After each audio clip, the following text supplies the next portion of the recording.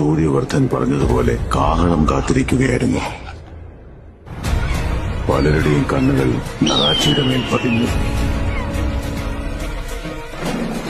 പക്ഷെ ആരും മനസ്സിലാക്കിയില്ല മറ്റൊരാളുടെ കാൽപാദം അതിൽ പതിഞ്ഞു കഴിഞ്ഞെന്ന്.